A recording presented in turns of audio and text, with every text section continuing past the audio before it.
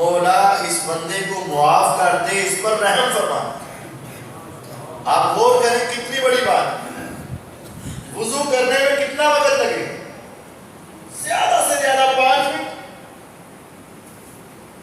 حالانکہ اگر آپ بڑے آرام سے کریں 2 منٹ میں وضو ہو جاتا، زیادہ وقت بھی لگائیں تو صرف 5 منٹ۔ انعام کیا ہے؟ ساری رات 5 گھنٹے، 6 گھنٹے، 7 گھنٹے، 8 گھنٹے فرشتہ اس کے بستر پر اس کے ساتھ رہتا ہے، اور جب ہی یہ اپنی سائڈ چینج کرتا ہے وہ فرشتہ اللہ سے دعا کرتا ہے، اور دعا بھی کتنی عظیم ہے، اللہم اغفر لہ، اللہم ارحمہ، مولا اس کے گناہ معاف کر دے، اس پر رحم کر دے، اور نجات کے لیے، جنت میں جانے کے لیے 2 باتیں کافی ہیں۔ انسان کے گناہ معاف ہو جائیں اور اللہ کی رحمت کا نزول ہو جائے، انسان جنتی ہے۔ اور غور کریں، جس رب نے اس کو بھیجا، اور بھیجا ہی اس مقصد کے لیے، جا جا کے اس سے دعا مانگ، تو وہ رب اس کی دعا قبول کرے گا کہ نہیں؟ اور یہ بھی غور کریں، آپ کا باپ، آپ کا بھائی، آپ کا دوست، آپ کی والدہ، آپ کے رشتے دار آپ کے لیے دعا کرتے ہیں 1 مرتبہ، 2 مرتبہ، 3 مرتبہ، کہتے ہیں وہ کتنی مرتبہ کرتے ہیں، لیکن ساری رات وہ فرشتہ اکٹاتا نہیں ہے۔ جتنی مرتبہ آپ اپنی سائڈ کو چینج کرتے جاتے ہیں، فرشتہ آپ کے لیے دعاؤں کو کرتا جاتا ہے۔ اے مولا تیرا یہ بندہ تھک ہار کے سو گیا، گناہ اس سے ہوئے، غلطی اس سے ہوئی، نافرمانی اس سے ہوئی، اس کی آنکھ نے غلط دیکھا، اس کے کان نے غلط سنا، اس کے ہاتھ نے غلط پکڑا، اس کی زبان نے غلط بولا، اس کے دل نے غلط سوچا، مولا یہ وضو کر کے سو گیا ہے، اب تو اس کے سارے گناہوں کو معاف فرما دے۔ کتنا عظیم عمل! یہ شریعت ہمیں سمجھاتی ہے سونے سے پہلے کیا کیا جائے؟ وضو ہوا جائے۔ اپنی چارپائی پر آئے بیٹھے، اب ہماری کیفیت کیا ہے؟ موبائل کھول لیا تو بس فیس بک چلتی رہی، ویدے سو گئے، واٹس ایپ چلتا رہا، ویدے سو گئے۔ یہ تو بغیر نہیں آتی، لیکن شریعت ہمیں کیا کہتی ہے؟ بستر پر بیٹھو، سورۃ الاخلاص، سورۃ الفلق، سورۃ الناس ایک مرتبہ پڑھو، اپنے ہاتھوں پر پھونک مارو۔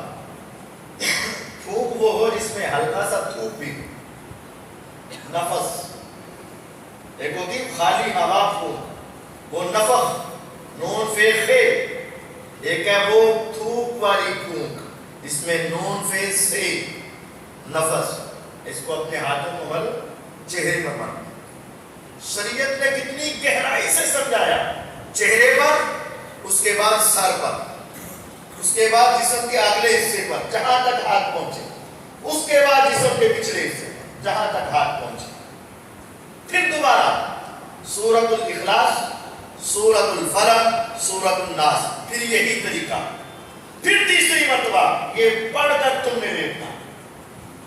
اب غور کریں کتنا عظیم عمل ہوا۔ ایک مرتبہ سورۃ فلق پڑھے، ناس پڑھے اور سورۃ اخلاص پڑھے، ہولی ہولی پڑھو، کتنے منٹ لگ جائیں گے؟ 13 منٹ۔ 3 مرتبہ پڑھے، کتنے منٹ لگ جائیں گے؟ 10 منٹ۔ 10 نہیں لگے گا، 10 لگا لو۔ رسول اللہ صلی اللہ علیہ وسلم پوچھتے ہیں، اے میرے صحابہ کیا تم رات کو سونے سے پہلے 10 پارے پڑھ کر نہیں سو سکتے؟ اے اللہ کے حبیب علیہ السلام 10 پارے کیسے پڑھے؟ سارا دن کام کاج، محنت مزدوری، تھکاوٹ، اور رات کو بھی اگر 10 پارے پڑھے تو پھر تو ساری رات جاگنی پڑے۔ فرمایا کیا تم عاجز آ گئے؟ پھر 1 مرتبہ سورۃ اخلاص پڑھو، اللہ تمہیں 1 مرتبہ پڑھنے سے 10 پاروں کا ثواب عطا کر دے گا۔ اور جب تم 3 مرتبہ یہ پڑھ لو گے، پورے قرآن کا ثواب تمہیں عطا کر دیا جائے گا۔ یہ شریعت نے ہمیں سمجھایا، ہمیں یہ پڑھ کر سو رہے ہیں۔ تیسرا کام، سورۃ البقرہ کی آخری 2 آیتیں، سورۃ البقرہ کی دو آیتیں جو شخص پڑھ لیتا ہے کافاتاہو، یہ دو آیتیں اس کو کافی ہو جاتا ہے۔ اس کا ایک مطلب محدثین نے یہ بیان کیا ہے، اس کا مطلب یہ ہے کہ اگر آپ سے رات کی عبادت نہیں ہو پاتی، تھکے ہو، مشقت ہے، تہجد نہیں پڑھ سکتے، نہیں اٹھ سکتے، تم صرف 2 رکعت پڑھ کے سو جاؤ، میرا مولا ان دو آیات کی برکت سے تمہیں ساری رات کی عبادت کا ثواب عطا کر دے گا۔ یہ تیسرا کام ہے۔ اب سورت ملک ہو سکے تو پڑھ لو، یہ بھی تمہیں عذاب قبر سے بچا لے، اور یہ قرآن پڑھ کر سو جاؤ۔ شریعت ہمیں قرآن سے جوڑ رہی ہے۔ سوتے ہو تو کیا آخر میں کرنا ہے؟ قرآن پڑھنا ہے، اور اٹھتے ہو تو اٹھتے ہی کیا پڑھنا ہے؟ قرآن۔ نبی کریم صلی اللہ علیہ وسلم اٹھتے اور سورۃ آل عمران کا آخری رکوع ادا کرتے پڑھتے، سوتے وقت بھی قرآن اور اٹھنے کے فوراً بعد بھی۔ اور ہمارے یہاں سون تو پہنا موبائل، اٹھو تو فوراً بعد پھر بیڑا گرد تو ہو گیا، پھر کہتے ہیں خافا بڑھیا بیٹھ گیا، پھر ڈرنا نہیں تو ہو گیا۔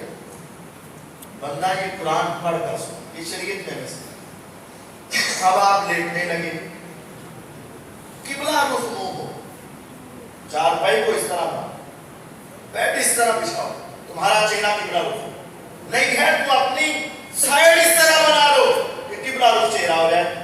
دائیں ہاتھ کو دائیں دسار کے نیچے رکھ کے سونا میرے پیغمبر علیہ السلام کی سیرت اور سنت ہے۔ اس طرح کروٹ لے کر سو جاؤ۔ اب سو گئے تو خواب آئیں گے۔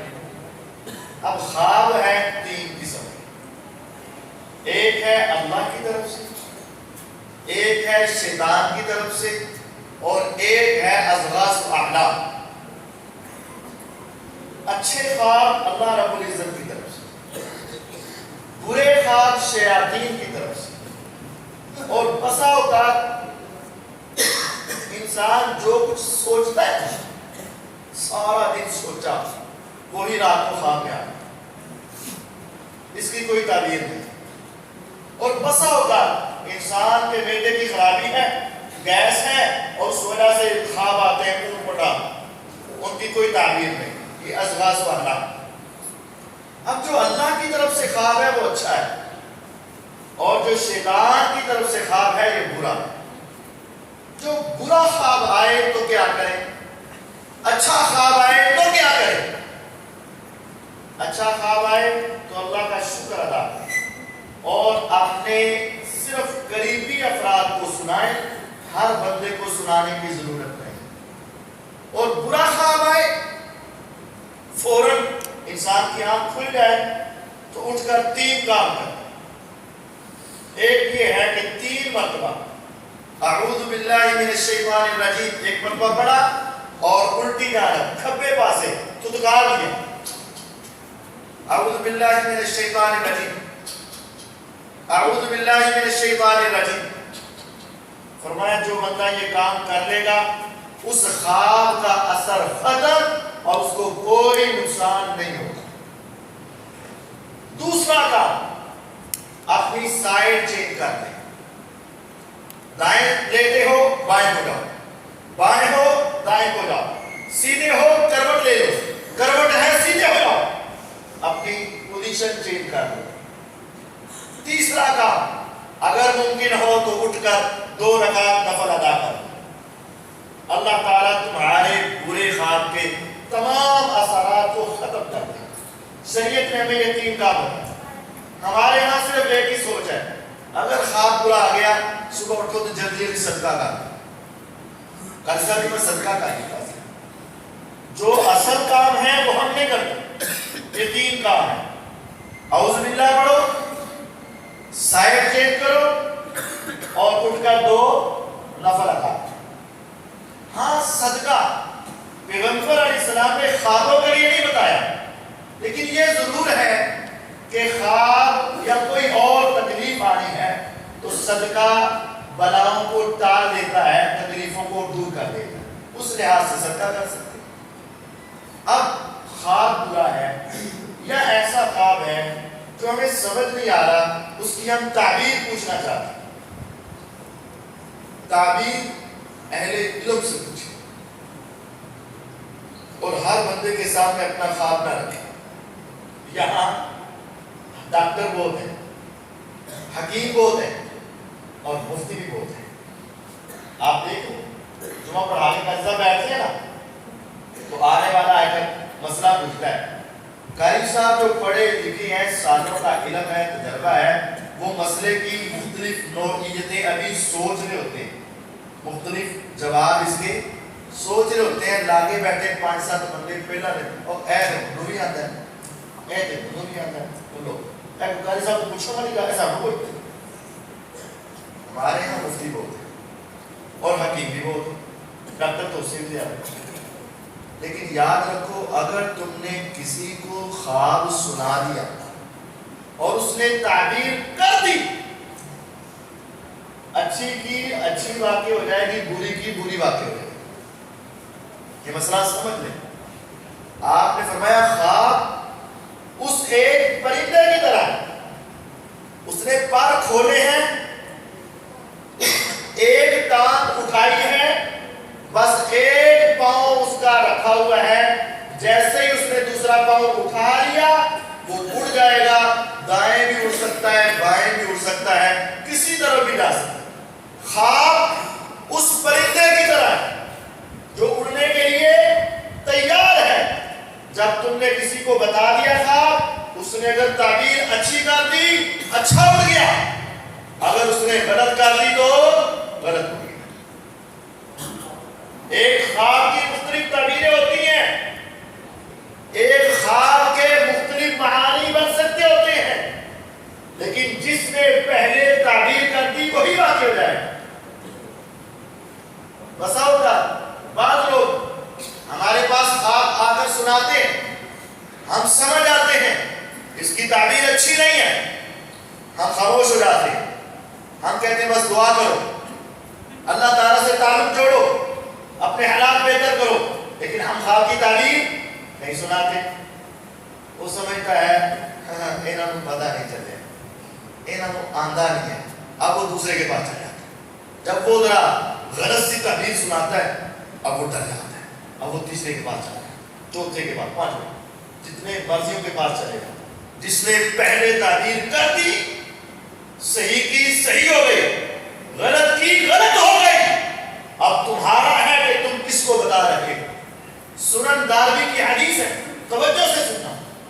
سنن داروی حدیث کی کتاب, رسول اللہ صلی اللہ علیہ وسلم گھر میں آئے, ایک عورت بہت رو رہی ہے. آپ نے پوچھا اسے کیا ہوا؟ سیدہ عائشہ رضی اللہ عنہا سناتی ہے اس کا واقعہ کہ یہ عورت گھر میں آئی تھی, آپ کا پوچھ رہی تھی. میں نے کہا کہ وہ کسی کام کے, آپ بتاؤ کس کام کے لیے آئی؟ مسئلہ پوچھنے آئی تھی. تو مجھے بتاؤ, میں بتا دیتی. کہ نہیں نہیں, اس نے انکار کیا. اماں عائشہ رضی اللہ نے اصرار کیا, اس نے انکار کیا. اماں نے پوچھا بتاؤ تو صحیح مسئلہ کیا ہے؟ اس نے کہا مجھے خواب آیا. سننا تھا, مجھے خواب آیا. کیا؟ میرے گھر کا سائڈ والا ایک پلر ستون گر گیا اور میرے گھر میں ایک کانا بچہ پیدا ہوا. یہ میں نے خواب میں دیکھا. ستون گر گیا اور بچہ. اس وقت وہ عورت, اس کے پیٹ میں اللہ کی رحمت تھی اور اس کا خاوند شام کے علاقے میں تجارت کے لیے گیا ہوا تھا. پیچھے سے یہ خواب آیا, گھر کا ستون گر گیا اور بچہ کانا پیدا ہوا. اماں جان نے اپنے لحاظ سے سوچا اور کہا اس کا مطلب یہ ہے کہ تیرا بندہ فوت ہو جائے گا اور تیرے گھر میں ایک نافرمان بچہ پیدا ہوگا. وہ عورت یہ سن کر رو پڑی اور خوب روئی. نبی کریم صلی اللہ علیہ وسلم نے کی یہ بات سنی تو آپ نے فرمایا ماہیا عائشہ, عائشہ رک جا, کیوں تم نے ایسی تعبیر کر دی؟ تمہیں کس نے بتایا کہ اس کی یہ تعبیر ہے؟ اور اگر تمہیں یہ پتہ بھی چلا تو خاموش رہتی. وہ عورت کہتی ہے کہ یہی خواب مجھے اس سے پہلے 3 مرتبہ آیا تھا, یہی خواب, اور تینوں مرتبہ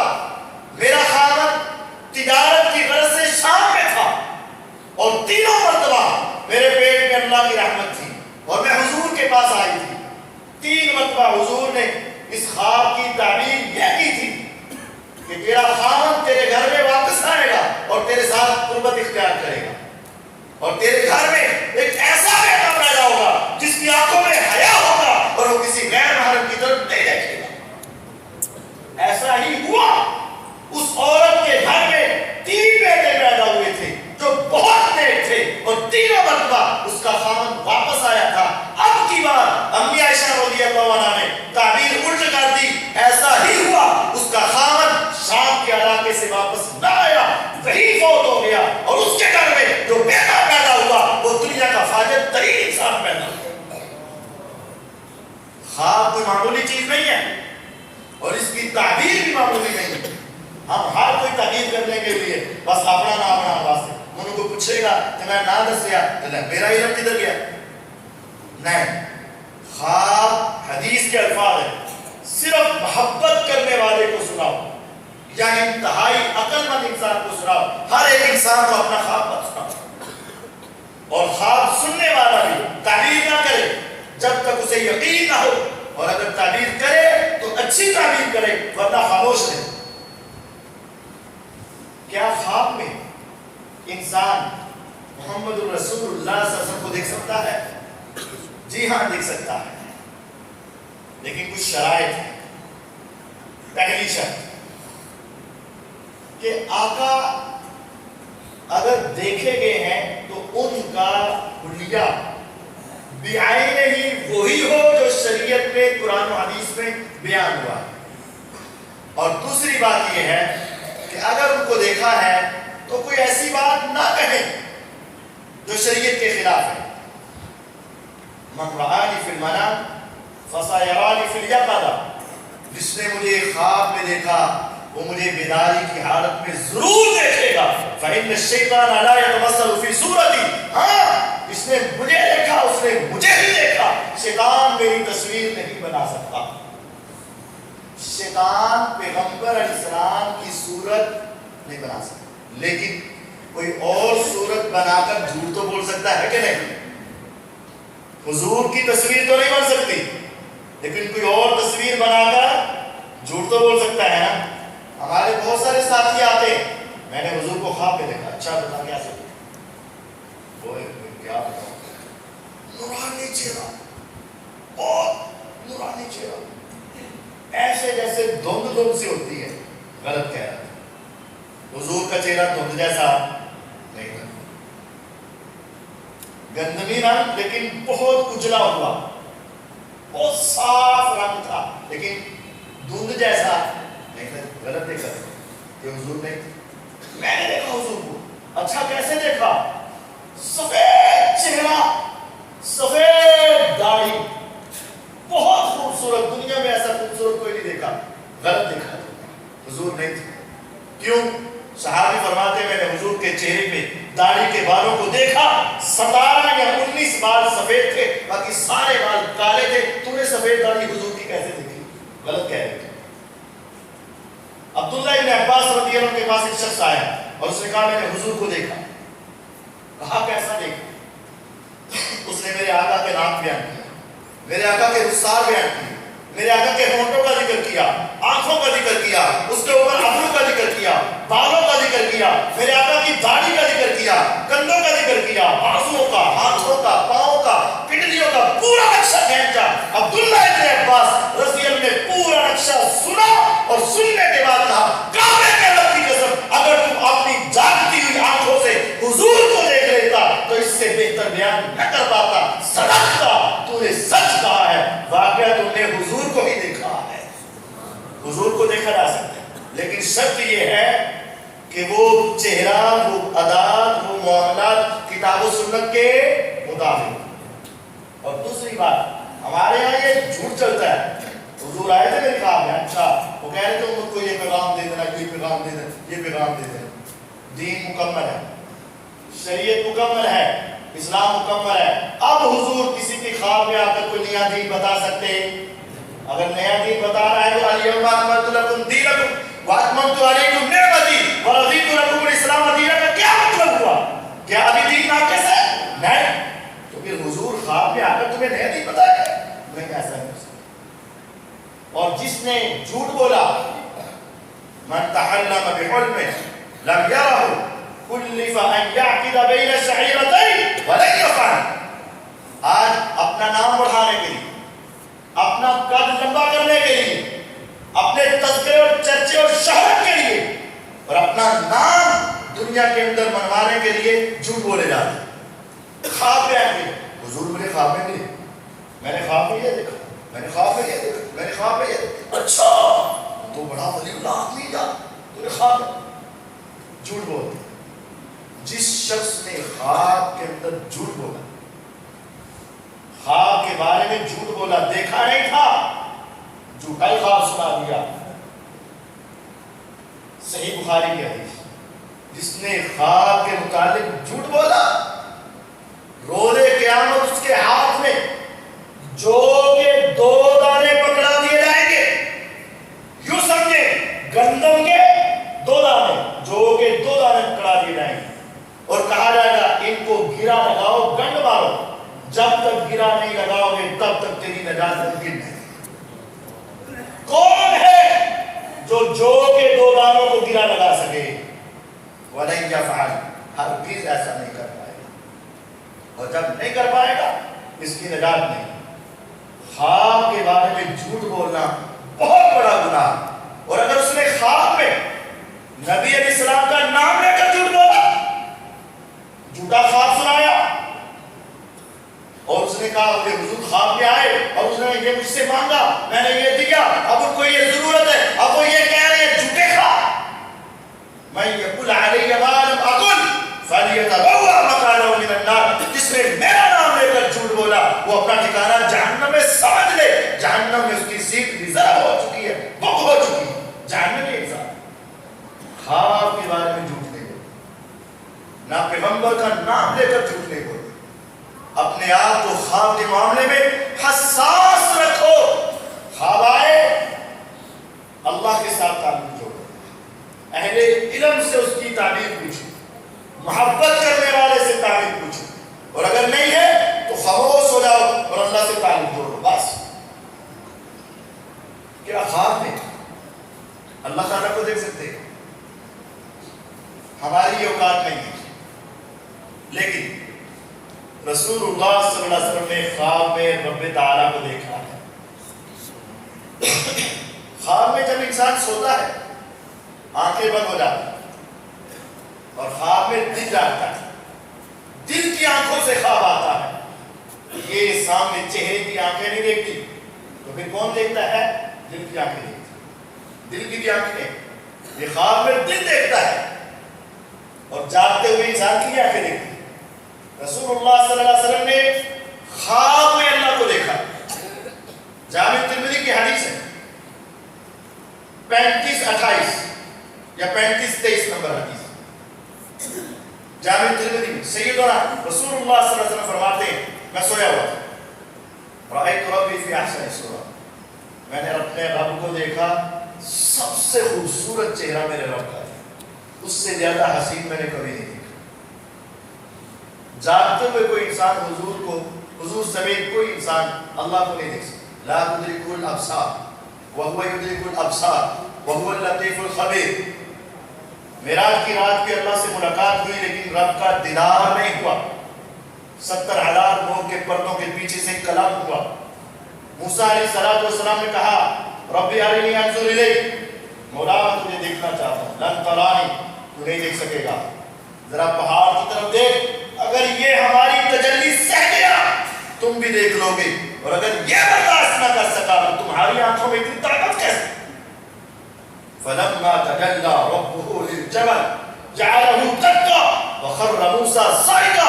جب میرے رب نے اپنی تجلی پہاڑ پر ڈالی، وہ پہاڑ، وہ پتھر، وہ ٹھوس، وہ جامد، وہ بڑا مضبوط ریت کے ذرات میں بدل گیا اور موسیٰ علیہ السلام اور ان کے ساتھی فوت ہو گئے اور موسیٰ علیہ السلام بے ہوش ہو کے گر پڑے. ان آنکھوں میں یہ طاقت نہیں ہے کہ رب کو دیکھ سکے. روز قیامت میرا رب ان کے اندر ایسی طاقت پیدا کرے گا کہ وہ اہل ایمان اپنے رب کے چہرے کا دیدار فرمائیں. ہاں خواب کے اندر حضور نے رب کو دیکھا. اللہ رب العزت نے پوچھا فیما یختصم الملأ الاعلیٰ، یہ فرشتے کس چیز کے بارے میں بحث کر رہے ہیں؟ میں نے کہا کہ مجھے علم نہیں۔ رب تعالیٰ نے، حضور فرماتے ہیں رب تعالیٰ نے میری کمر پر اپنا ہاتھ رکھا خواب میں، مجھے اس کی ٹھنڈک سینے تک محسوس ہوئی۔ پھر رب تعالیٰ نے پوچھا بتاؤ اب کس چیز کے بارے میں بحث کر رہے ہیں؟ میں نے کہا یہ فرشتے بحث کر رہے ہیں، ایک کہہ رہا ہے یہ کام کرنے سے گناہ معاف ہوتے، دوسرے نے کہا نہیں اس کام کی وجہ سے زیادہ معاف ہوتے، تیسرے نے کہا نہیں اس سے زیادہ معاف ہوتے۔ آپس میں بحث کر رہے ہیں کفارات کے بارے میں، گناہوں کو مٹانے والی چیزیں کیا ہیں۔ رب العزت نے پوچھا اے محمد صلی اللہ علیہ وسلم آپ بتاؤ کیا؟ آپ نے فرمایا اسباغ الوضوء علی المکارہ وکثرۃ الخطا الی المسجد وانتظار الصلاة بعد الصلاة والمکث فی المساجد بعد الصلاة۔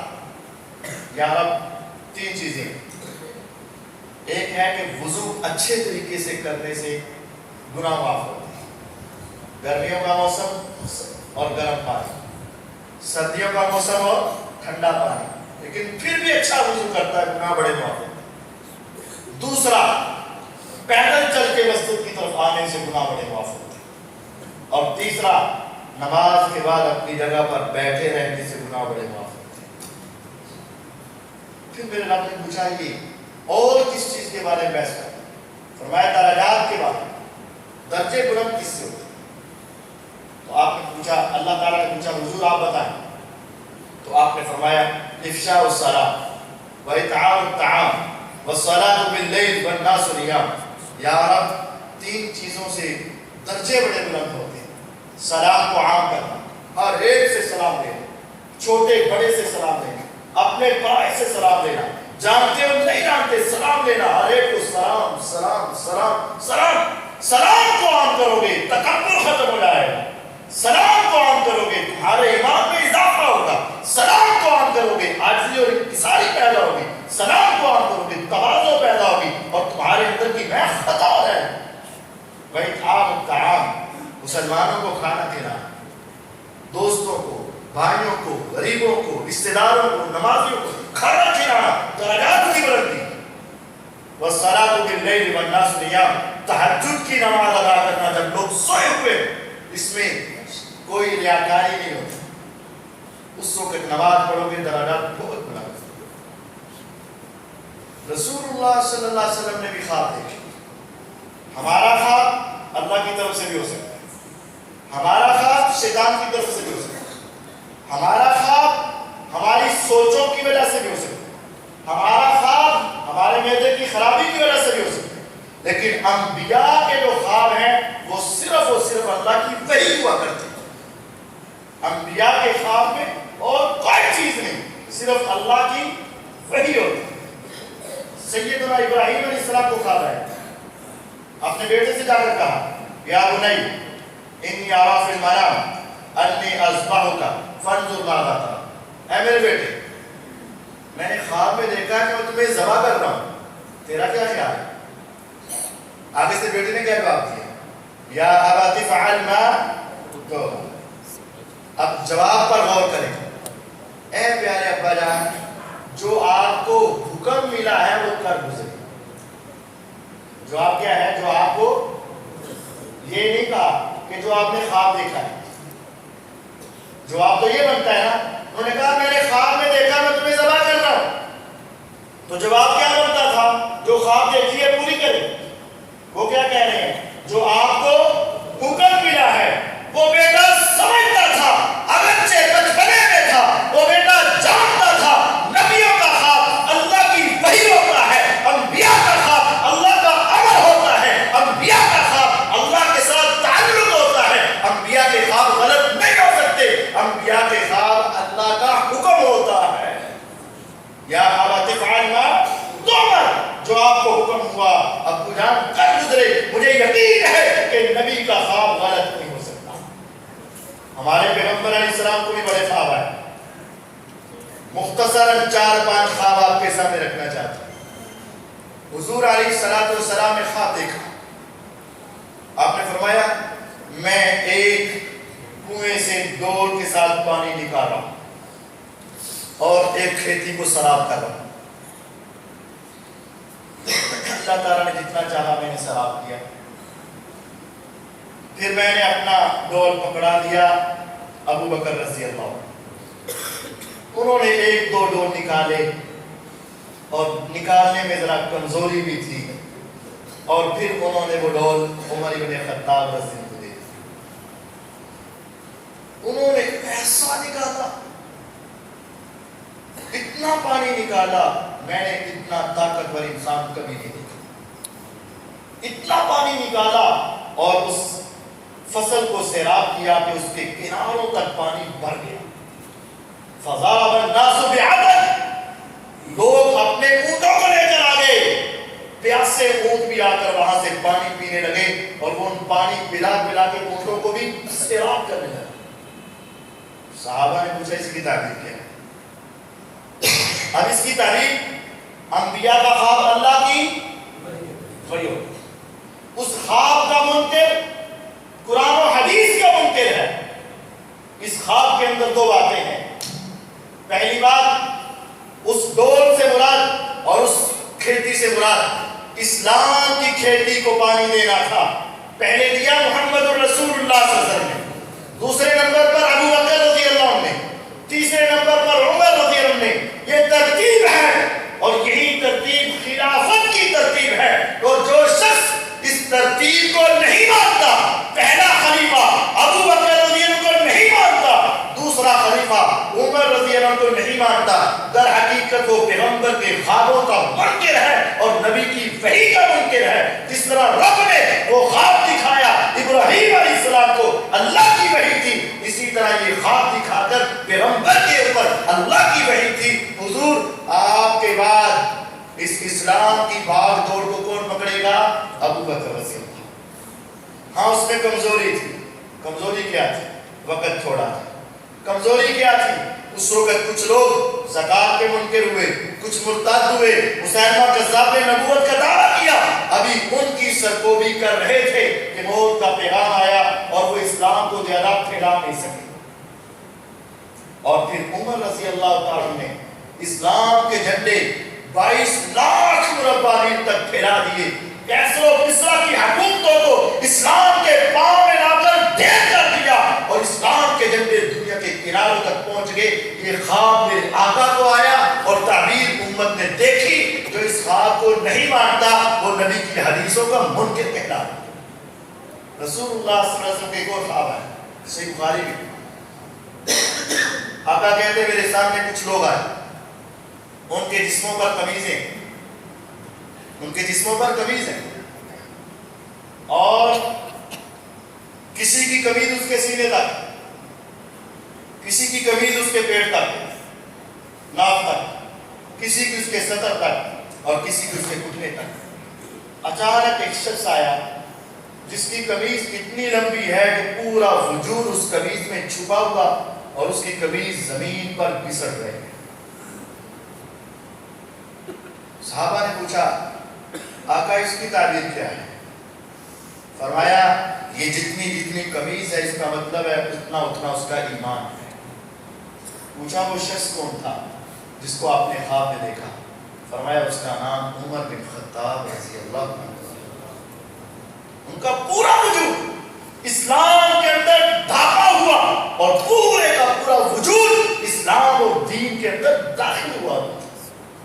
میرے آقا کو ایک اور خواب آیا, اور آپ نے خواب میں دیکھا کہ ان کو دودھ پیش کیا. میرے آقا کہتے میں نے پیا, فشربت حتی انی لاردیہ یخرج من تحت اظفاری. میں نے اتنا پیا اتنا پیا اتنا پیا اتنا پیا, مجھے یوں محسوس ہونے لگا کہ پورے وجود میں اس دودھ کی تراوٹ اور ٹھنڈک پہنچ گئی, اور یہاں تک محسوس ہوا کہ میرے ناخن کے نیچے سے اس کی ٹھنڈک اور تراوٹ نکل رہی ہے. یعنی پورے وجود میں اس کے اثرات محسوس ہوئے, لیکن اس پیالے کا دودھ ختم نہیں ہوا. تو آقا پھر آپ نے کیا کیا؟ فرمایا میرے لیے بہت سارے افراد تھے, لیکن میں نے اپنا بچا ہوا ایک شخص کو دے دیا, اور اس نے پیا اور ختم ہو. پوچھا اس دودھ سے مراد کیا ہے؟ فرمایا العلم, اس سے مراد علم ہے. آقا آپ نے وہ دودھ کس کو دیا تھا؟ فرمایا عمر بن الخطاب رضی اللہ عنہ، میں نے اپنا بچا ہوا علم عمر بن خطاب رضی اللہ عنہ. یہی وجہ ہے کہ بعض صحابہ میں ان کا شمار اور 18 سے زیادہ مقامات ایسے ہیں. ادھر عمر بن خطاب رضی اللہ عنہ سوچ رہا تھا میرا جی چاہتا ہے سراغ حرام ہو جائے، میرا جی چاہتا ہے قبلہ تبدیل ہو جائے، میرا جی چاہتا ہے مقام ابراہیم پر 2 رکعت نماز پڑھے، میرا جی چاہتا ہے عورتیں پردہ کریں. جو وہ چاہتے جاتے تھے آسمان سے قرآن اترتا جاتا تھا. اور اگر آج کوئی ان کے ایمان کے بارے میں بات کرے، اگر آج کوئی ان کے علم کے بارے میں بات کرے، اگر آج کوئی ان کے ایمان کے بارے میں نزیبہ کرے بات کہے، اس انسان کو اپنے ایمان کا سوچنا چاہیے. ان کے ایمان کے بارے میں برا نہیں کہہ سکتے. جو ان صحابہ کو برا کہے گا در حقیقت وہ پیغمبر کی احادیث کا منکر انسان. میرے پیغمبر علیہ السلام کے ایک اور خواب ہے اور اللہ کی وحی ہے. آپ اپنی رضائی رشتہ دار سیدہ ام حرام رضی اللہ عنہا کے گھر میں سوئے بیدار ہوئے، چہرے پہ مسکرانے آئے. ام حرام رضی اللہ عنہ پوچھتی حضور خیریت تو ہے؟ کیا دیکھا آپ کو کس چیز نے ہنسا دیا؟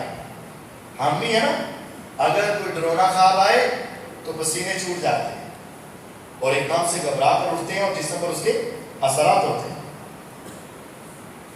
اچھا خواب دیکھیں اس کے بھی اثرات ہوتے ہیں. آپ اٹھے تو چہرے پہ مسکراہٹ.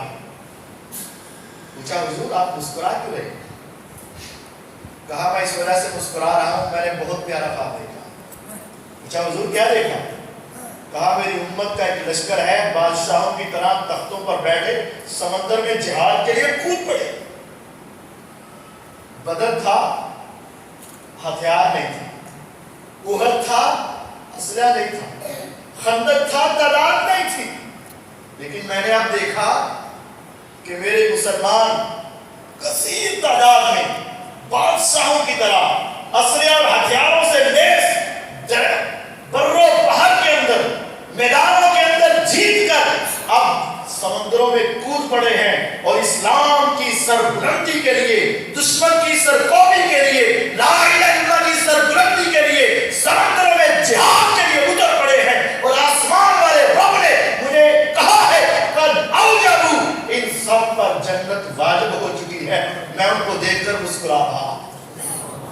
کوئی شہید ہو یا نہ ہو، کوئی غازی ہو یا شہید، جو اس غزوے میں شریک ہو گیا ان سب پہ جنت واجب ہو چکی، سب پہ جنت واجب ہو چکی. ام حرام رضی اللہ عنہا یہ سنتی ہیں، جنت کا خیال تصور آیا اور فوراً کہہ دیا ادعو اللہ ان یجعلنی منہم. حضور اللہ سے کہہ ہی دیں کہ اللہ مجھے اس جنتی لشکر میں شامل فرما دے. آپ نے دعا کر دی، آسمان سے وحی آ گئی، حضور اس کو بتا دو کہ تیرا نام لکھ لیا گیا. کیا وہ موقع ہوگا کہ حضور اٹھے. اب اٹھنے تک ام حرام کو پتا نہیں ہے، خواب سنا ابھی سنتے وقت تک بھی پتا نہیں ہے. سفارش کی فوراً قبول ہوئی اور کہہ دیا گیا تیرا نام جنتیوں میں لکھ لیا گیا ہے. کیا خوبصورت موقع. میرے آقا یہ بات سنا کر پھر سو گئے. صحیح بخاری میں 2924 نمبر حدیث ہے. میرے آقا پھر سو گئے. میرے آقا پھر اٹھے اور آپ کی بات پہ مسکرا رہے. آقا اب کیا آپ نے دیکھا؟ کہا میں نے اپنی امت کا پہلا لشکر دیکھا جو قسطنطنیہ پر حملہ کرے گا، جو آج کل ترکی کا استنبول ہے، اس پر جو پہلا لشکر حملہ کرے گا میرے رب نے کہا ہے میں نے ان سب کو معاف فرما دیا. یعنی وہ بھی جنتی. ام حرام جلدی سے کہتی ہیں کیونکہ پچھلا ان کو یاد تھا. کہا حضور اللہ سے دعا کر دے اللہ مجھے اتنے شامل فرما. آپ نے فرمایا ام حرام تو پہلے لشکر میں ہے دوسرے میں نہیں ہے. پہلے میں ہے دوسرے میں. حضور کو یہ خواب آئے 2. صحیح بخاری. وقت گزر گیا. خواب کی تعبیر لازم نہیں کہ فوراً پوری ہو.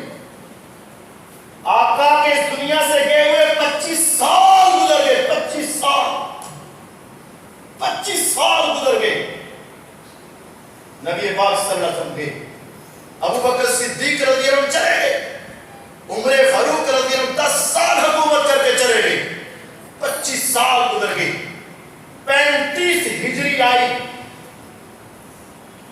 مسلمانوں کی سرحدیں 22 لاکھ مربع میل سے 44 لاکھ 44 لاکھ مربع میل تک پھیل گئے، دشمن میدانوں میں ناکام ہو گئے، لیکن رومی الٹے اب انہوں نے دیکھا کہ میدانوں میں ہم نہیں جیت سکتے، انہوں نے سمندری راستوں سے مسلمانوں کو جو علاقے لگتے تھے پیچھے سے آ کر تنگ کرنا شروع کر دیا۔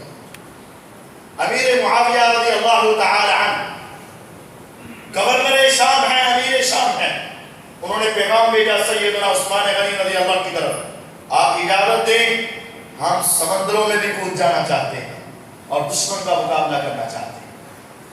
انہوں نے کہا ہمارے پاس ابھی وہ کشتیاں نہیں ہیں، وہ بحری بیڑے نہیں ہیں، وہ تالاب، ہمارے پاس ایسے سپہ سالار اور ہمارے پاس ایسے جنگجو نہیں ہیں۔ کہا امیر المومنین اللہ کی رحمت سے سب کچھ ہے، صرف آپ کی ایک اجازت کی ضرورت ہے، 3 مہینے کے بعد بحر افضل میں آپ دیکھیں گے کہ مسلمانوں کے بحری بیڑے کھڑے ہوں گے۔ آپ کو اجازت دی، اجازت ملی، 3 مہینے گزرے، 200 کشتیاں مسلمانوں کی اس سمندر میں اتر چکی تھی اور دشمن 800 کشتیاں لے کر مسلمانوں کے مقابلے کے لیے تیار بیٹھا ہوا تھا۔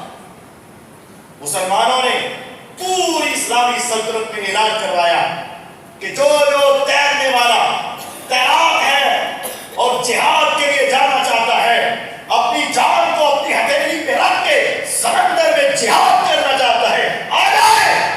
پوری امت سے لوگ اکٹھے ہوئے، مدینے میں بھی یہ صدا لگی۔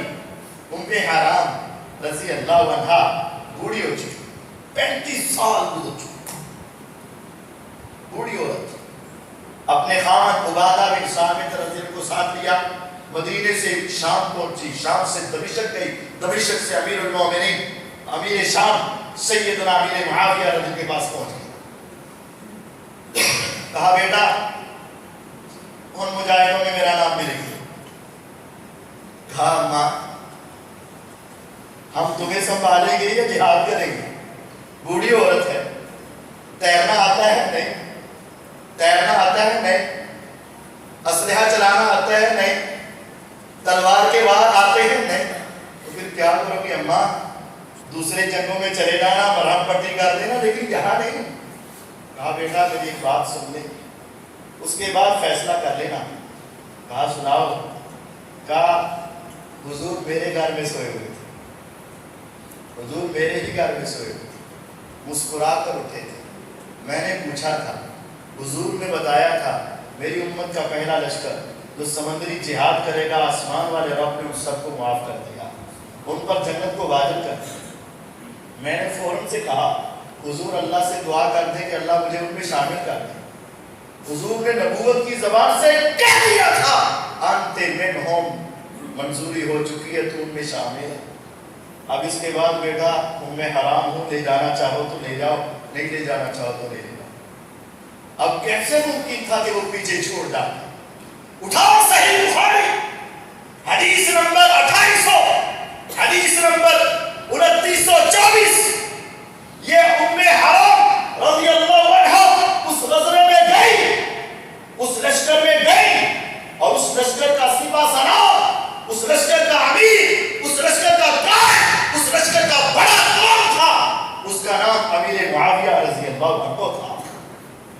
جہاد ہوا، مسلمانوں کو فتح ہوئی، واپس آئے، کشتی سے اتری، اپنی سواری کے اوپر اونٹنی پر چڑھی، لیکن اونٹنی سے فوراً گری، گردن کا منکا ٹوٹا اور اللہ کی جنت میں پہنچ گئی۔ 25 سال بعد حضور کے خواب کی تعبیر سن گیا۔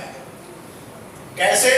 کہا تو اس لشکر میں شامل ہوگی، چلی گئی، اس لشکر کو اللہ نے معاف کر دیا۔ ام حرام کے اوپر بھی جنت واجب اور اس پورے لشکر پہ جنت واجب، اور اس لشکر کا سپہ سالار امیر معاویہ رضی اللہ عنہ ان کے اوپر بھی جنت۔ اس نے کہا تھا دعا کرتے اللہ مجھے دوسرے لشکر میں بھی شامل کر دے۔ آپ نے کہا تھا نہیں، تم دوسرے میں، کس نے بتایا؟ وحی کے ذریعے کہ پہلے کے فوراً بعد تم اس دنیا سے چلی جاؤ گی، دوسرے رچ کر کے وقت آنے سے پہلے تم اس دنیا میں موجود نہیں۔ یہ نبیوں کے خواب، انبیاء کے خواب اللہ کی وحی ہے، اللہ کی شریعت ہے۔ اللہ تعالیٰ اپنی وحی کبھی ڈائریکٹ کلام کر کے کرتے تھے، کبھی فرشتہ بھیج کر کرتے تھے وحی، اور کبھی خواب اور الہام کے ذریعے وحی کیا کرتے تھے۔ یہ انبیاء کی وحی۔ ہمیں بھی اپنے خوابوں کے بارے میں شریعت سے رہنمائی لینی چاہیے اور شریعت کی باتوں کا خیال رکھنا چاہیے۔ سوئیں تو شریعت کے مطابق، اٹھیں تو شریعت کے مطابق، خواب دیکھیں تو اس کا حل بھی کس سے تلاش کریں؟ شریعت کے مطابق، اور انبیاء کے خواب کو سچا سمجھیں اور ان پر ایمان لائیں اور ان کے مطابق اپنی اصلاح کریں۔ اللہ تعالیٰ مجھے اور آپ کو سمجھنے، اپنی اصلاح کرنے کی توفیق عطا فرمائے۔ وآخر دعوانا الحمدللہ رب